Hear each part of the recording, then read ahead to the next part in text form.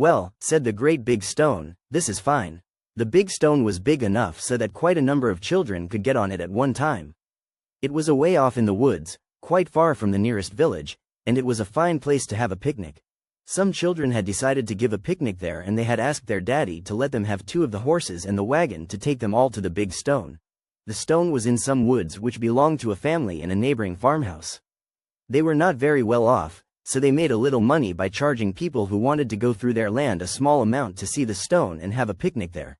And the most important thing about the stone has not yet been told. It was a rocky stone. Yes, that great big stone actually rocked when one touched it, just as a rocking chair will rock. All the children who were going to the picnic went in the wagon, and there were 5 children in all. They reached the road, which was a private one, and they stopped to pay to be allowed to go through to the part where the rocking stone was. "How much is it?" they asked of the neighboring farmer's little boy. "It's 5 cents apiece for children," he said, "and that lets you look at the stone and stay there as long as you want." "How much will it cost to let the team go through?" the children asked, for they thought it would cost more with the wagon and horses. The little boy thought for a moment, and then he said, "There won't be any charge for them, because I don't suppose they will look at the stone." "Much?" They all laughed, and the children went through to the rocking stone. And it was then the stone said to itself, "This is fine." How wonderful it seemed. The stone was so big that they had to climb up a ladder in order to reach the top where they were going to have their picnic, and yet they could stand by it and move it so it actually rocked, not using more than one hand. "Let's eat right away," someone suggested. And it was such a good suggestion that they started in to eat at once. And such good things as they had. They had cocoa, which was piping hot, because it had been heated in a kettle on a bonfire which they had made as soon as they had arrived. They had sandwiches of all kinds, and cakes and bananas and oranges and all sorts of other goodies. And they had a box with hard candies in it, which they all had decided was the best kind. They had not been eating long when one of the children said, "I do believe I feel a drop of rain." "No, it is a flake of snow." "Yes, it is snowing." "It can't be," the other children said, "for the spring has come. But look, there are really snowflakes falling now. And such great big flakes, too." And, true enough, even though it was rather far north and though the spring had come, huge snowflakes fell upon the children as they ate their picnic lunch on top of the big rocking stone. And they laughed and said, "Well, this is a real picnic and everything is very wonderful." "Yes," said another child, "and it is so interesting as everything is a little different from usual. It is not usual to have a picnic on top of a huge stone upon which we have to climb by a ladder if we want to reach the top, and yet which will rock when we touch it, just as though it were a rocking chair. And now the snow is falling though it is spring." The jolly old King Snow laughed as he heard this and said, "I like to give them a surprise in the spring when they think I've left them for good. And I'm glad I've given the children a good surprise, for it makes their picnic party all the more fun, for they like me, they do." And old King Snow chuckled and went to bed for the summer months, feeling very happy indeed. "This winter," said Daddy, "a walrus was the Iceman in a zoo. It was this way. The keeper had noticed that whenever the walrus pond became frozen over on cold nights, he was just as happy could be. He would chop up the ice with his sharp tusks, for the walrus has his ice pick always with him. Then he would leave a clear, open space, and down he would dive into his pond and have a lovely icy swim. The walrus loved it nice and cold, and how he did love the cold water. Of course, at first, he simply chopped up the ice because he loved the feeling of working with such a cold substance as ice. But his main object was to get under the water and have a good cold bath.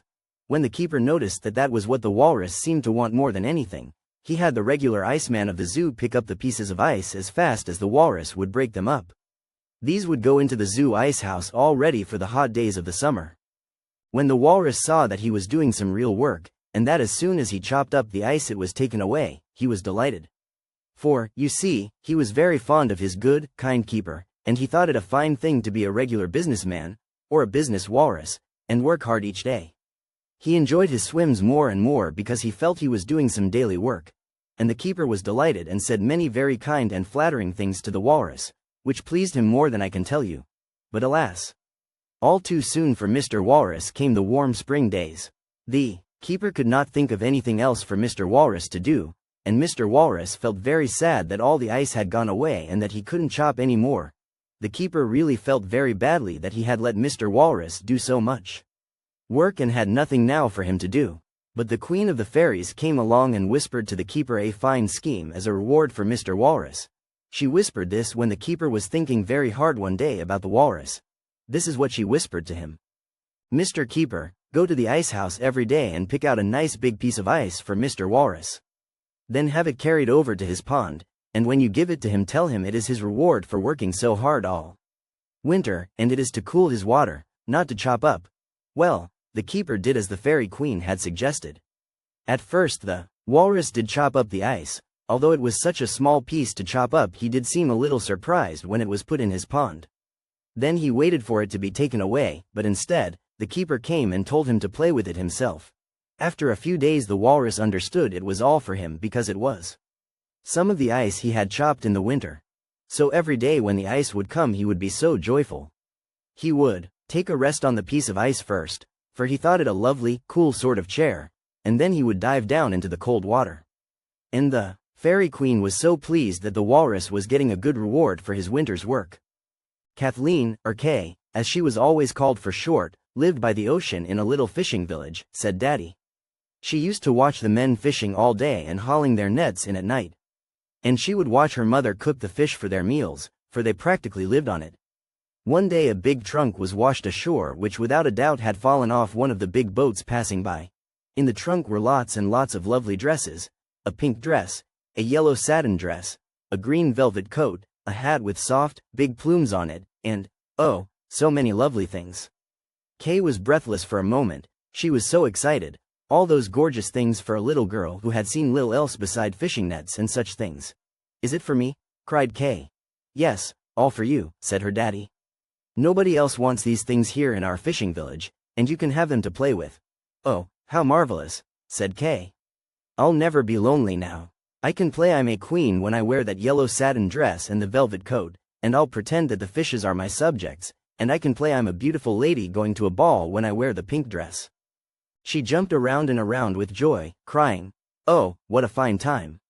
I'll have dressing up, oh, such fun. There was a little boy, said Daddy, whose name was Harry, and he loved sunsets and everything that had bright colors. But as he had spent all his life in the city, he had not seen half the wild flowers and lovely wood flowers you children can always see.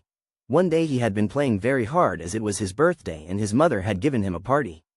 So he was tired before it was time to go to bed, and he was sitting by the open window looking at the sun, just beginning to think about going to bed too. But the fairy queen was whispering to the sun to tell Harry a story as a special birthday treat, and at the same time Harry was saying, oh, please go to bed, Mr. Sun, for I want to see all your bright colors. But the sun had no intention of being hurried. He wanted to go to bed when he was tired and not before. Besides, in the warm weather he liked to stay up longer, and it was only in the cold winter that he cared about going to bed before the afternoon really was over. In a moment or two Harry was sound asleep in his chair by the window. And the sun had listened to the fairy queen's whisper, for soon Harry was having the most wonderful talk with Mr. Sun. He came right in the window, and sat on the sill, just as friendly could be. He told Harry the history of his life, and oh, how very, very old he was. It made Harry feel quite old too, to hear the sun talking, and he said to him, Mr. Sun, don't you feel very blue when you think how old you are? Sometimes to be sure I do. That is only natural, and it is then that you see many blue clouds and pale lavender colors around me as I'm going to bed. But you will agree that isn't very often, for when I am sensible, I say to myself that there is nothing disgraceful about being old. And it is then that I look bright and rosy, for it is very foolish to mind being old when you are as strong and well as I am and have such a wonderful long record. Old Mr. Owl wanted to write a book and he asked the fairies how to set about doing it, commenced Daddy. Well, said the fairy queen, it makes a good deal of difference, old Mr. Owl, what do you want to write about? What nonsense, he said. It's just that I want to know how to start off with my book. Just think what a marvelous book it will be, for as long as folks can remember I've been called the wise bird, the bird who's awake at night and whose eyes are so very bright. Before I started saying what a fine book it would be, if I were you, I'd write it and give other people the chance to say so, said the fairy queen. Mr. Owl began to write with his pen, made out of one of Mr. Turkey Gobbler's best feathers, on a large, flat stone, which he put in the hollow of his tree. Very late in the night, he awakened his fairies who had been sleeping, and told them to listen to his book. Then he called all the owls from the neighborhood with a loud hoot hoot. But before he began to read, he said, "I've not enough light. I will hurt my eyes, my beautiful, wise, big eyes." You see, he had made a special arrangement to have his own lights, and when he said that he hadn't enough, from all over came countless little fireflies. They sparkled and gave the most beautiful light all over the woods, and Mr. Owl put his spectacles on his nose, and said, "Now I see to perfection," which means quite all right. And Mr. Owl commenced reading his book. It told about the parties, balls and picnics in fairyland, and of the wild adventures and happenings in the woods. The fairies were absolutely delighted that a book had been written with so much about them in it. And the Fairy Queen was more than happy, for the last chapter was all about her. "Well," said Mr. Owl, "you made me ashamed of myself for boasting about my book before I had written it, and so the only thing I could do was to write a wise chapter all about you." And the Fairy Queen smiled with pleasure and also with amusement, for Mr. Owl had certainly thought he could write a wise book, though the next time, perhaps, he wouldn't say so before he had written it. The fireflies had been sparkling and flashing lights all this time, and finally they whispered, "Have a dance, all of you. We'll give you the light and dance too. It is not well to read books all the time. You must dance." So they all ended off with a fine dance, and old Mr. Owl, with his book under his wing, danced with the rest of the owls and fairies. But before the evening was over, he presented to the Fairy Queen a copy of his book, which said on the cover, "A book, by wise Mr. Owl." "When Mrs. Turkey's little ones were born," said Daddy, "she taught them the things that all good turkey mothers teach their young in the early spring days, especially how they must keep their feet dry for a number of weeks so they will grow up into fine and strong turkeys." And, as Mother Turkey watched her children, she said to herself, "What a Thanksgiving turkey you will be, my dear," as she pointed to one. "And what a Christmas turkey you will be. And do not be sad, because you will be used for meals. It is a very great honor." A very great honor indeed. Turkeys are especially honored in this way. "A little boy named Billy was sitting in front of a fire," began Daddy. "It was in his own bedroom, and he was in a great big armchair toasting his feet before he got into bed. He began thinking of the picture over the fireplace. It was a most wonderful picture. There was a stagecoach and a driver all dressed in red. There were 8 white horses with big red plumes standing up from their harnesses, which made them look very fine indeed. And then there were 2 footmen just climbing upon the coach. They never seemed to reach the top. They always seemed to be in just the same place trying to get there. Now Billy wondered if they didn't get tired of being over the fireplace all the time, hanging up on a silly hook. To him the 8 beautiful horses looked as if they needed a good gallop and run, and the little fat coachman in red looked as if he would like to be off for a trip too. As Billy was wondering about it, suddenly he saw the coachman wave his arms, flourish his whip, and the 2 footmen jump right upon the top of the coach. And then the coach began to fill with passengers. The Fairy Queen was there with all the little fairies trailing along too. Billy didn't see how the coach could possibly hold so many passengers, but to his great surprise it began to grow larger and larger.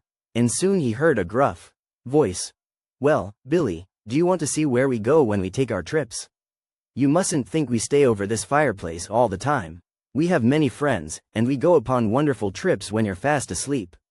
But this time we will take you with us." Just then a little gnome came down from the coach and began to help Billy up. Off they went, with the most dashing and daring speed. Around cliffs they tore, and over the narrowest and most dangerous roads. Finally they came to the very steepest cliff you can possibly imagine. "Well," said the fat little coachman, "here we all get dashed to pieces unless the tipping bird comes along." "Dear me," said Billy, "I do hope he comes. I would hate to be dashed to pieces." Illustration. Mr. Owl awakened the fairies and told them to listen to his book. Page 111 "Oh, that's just to make it more exciting," said one of the fairies. "We won't really be dashed to pieces. The tipping bird is a bird known only in fairyland, and he always comes just as the Fairy Queen waves her wand." And soon what should Billy see come flying along but a great big black bird, the biggest bird Billy had ever seen in all his life. They left the coach on the side of the cliff, and then the horses, coachman, footmen, fairies, gnomes, Billy and all, found nice little parts of the tipping bird's wings to rest in. Soon they were flying over the side of the cliff, and then landed in a beautiful valley of soft feathers. "Oh dear," said Billy. "Where are we going now?" You must sleep in your good soft bed instead of the chair, said Billy's mother, who had carried him asleep to his bed while he had been dreaming of the trip in the coach. I am going to tell you, said the old maple tree, a little family history. We belong to the sugar maple family. Our trees are often used in making furniture, and our sap gives wondrous maple sugar which boys and girls and ladies and gentlemen love so much. And when autumn comes we all dress up in the most wonderful costumes of red and orange and flaming gold. But we will not talk about autumn quite yet. The work for us to do now is to see that each leaf grows to be as big and beautiful as possible. For we have been known as one of the nicest of shade trees. We keep the sun from shining down too hard on people during the hot summer months. We make shady avenues and streets and driveways. Mr. Sun is a perfectly splendid old chap, but in the summer he gets so excited that he is very warm, indeed, and the people love the shade we can give. So you see, leaves, you must not be lazy. The leaves rustled and shook their heads. No, Mother Maple, we will not be lazy. We have many cousins, continued Mother Maple. There is Cousin Sycamore Maple whose family comes from far away. Cousin Sycamore is not very strong and its flowers are late in coming out. Now Cousin Norway Maple is quite different. A fine strong tree Cousin Norway is, and a tree that doesn't mind soot and dust and smoke or insects. Many of Cousin Norway's children are planted in city streets where there is a great deal of smoke. There is Cousin Box Elder, which is a relation because it has clusters of keys or seeds, which hang on all winter. Cousin Striped Maple is very beautiful with its streaked white lines. In the winter oftentimes its bark is used by boys for whistles, and in the autumn Cousin Striped Maple is yellow and very handsome.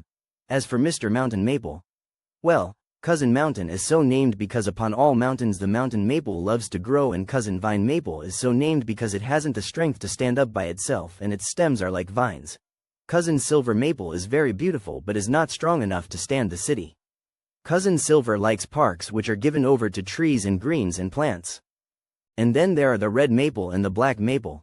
Cousin Black Maple is almost exactly like us, but its branches are orange colored and its keys spread more widely than ours do. Cousin Red Maple loves the swamps and is a beautiful tree, as are all his children, but I'm glad we belong to the Sugar Maple family. So are we, Mother Maple, said the leaves, as they all promised to be good and beautiful and strong. At the seashore the other day when it was so warm, said Daddy, I saw some great things which were made to look like big fish. They were made of rubber, I was told, and pumped up like automobile tires, and then they were covered with canvas. Their eyes were painted on the canvas, so were their fins and their tails. They looked like very funny fishes, but still they did not look quite right. And people were riding on top of them in the water, and what games they did have with the breakers. The fishes would rush into the shore when a great wave would come, and the people would have a most glorious ride. And children rode them, too. They're not in the least dangerous, for if any one falls off in the water when he is riding a fish which lies right on top, he has no distance to fall at all, and simply gets a nice, jolly ducking. But by holding on fast no one need fall off. Just lie or sit on the fish and the breakers and the fish do the rest. Well, such fun as everyone was having at the beach. The children were laughing and crying out, let's ride the sport fish. Big men and grown-up ladies were saying, let's ride the breakers on the sport fish. My, how they go! Aren't they fun? And I am quite sure that farther out in the ocean real fishes were saying, well, isn't it a shame? Here there are make-believe fishes that are thought more of than we are. And we're real, not just imitations.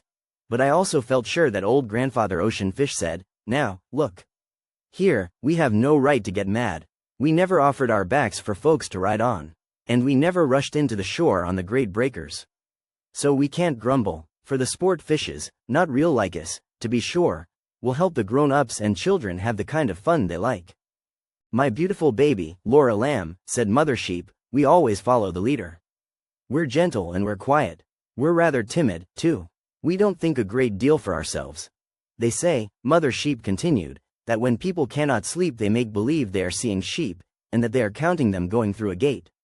That is because sheep follow each other, and if one were going through a gate the others would be going through, too. Oh, they get tired, you see, of counting the sheep they make believe that they see. And so they go to sleep. And you see what a help we are to people when we do such things, so that they can see us in their minds going through a gate. One after the other. You see, my Laura Lamb, if sheep should go different ways then people couldn't be helped toward sleep by us, and it is nice to think of helping people to sleep, for we're gentle, kind souls, and it is nice to help. So, Laura Lamb, you, too, always follow the leader. Don't go through one gate yourself and have your cousins going through another and some other cousins through the opening in the fence and the others perhaps going under the fence. We must all go together, we sheep. And Laura Lamb bleated and said, Ba triple A, mother sheep. I will do as you say.